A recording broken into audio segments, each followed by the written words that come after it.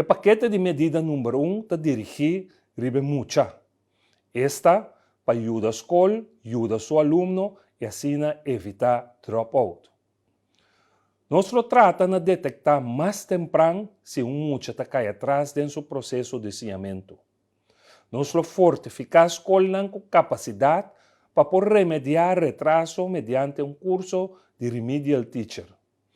Também nós acaba de implementar o manejo para enseñança especial e optimizar referência de emucha.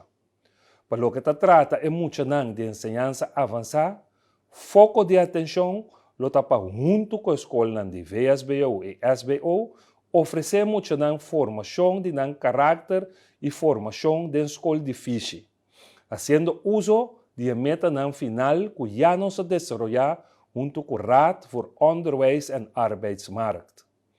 Idioma também é importante. É bom para nós ensinar de idioma materno.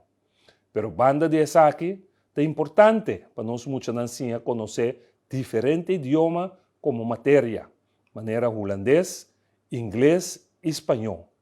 Então, para esse motivo aqui, dentro da escolar aqui, nós dedicamos muita atenção na implementação de nosso manejo de idioma, com manejo multilingual. É de 2 paquetes de medidas para dirigir o trabalho de enseñança. Esta para fortificar a posição jurídica de todo trabalho de enseñança e assim contribuir na mais satisfação de trabalho. Nós fazemos possível para todo docente que quadra com a exigência por a promoção de docente A para docente B, maneira não tem direito de fazer.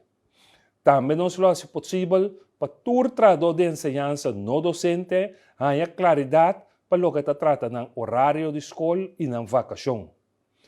Lo hace possível para harmonizar o horário de trabalho na escola de todo docente de enseñança avançada para 27 horas e banda de aí regulamentar essa chamada hora de trabalho nomará na presença da escola segundo o princípio de norm, jar, tak. Assim, nós contribuímos também para a quantidade alta de trabalho de enseñança que, segundo Arbo, está na mesa como molester de burnout.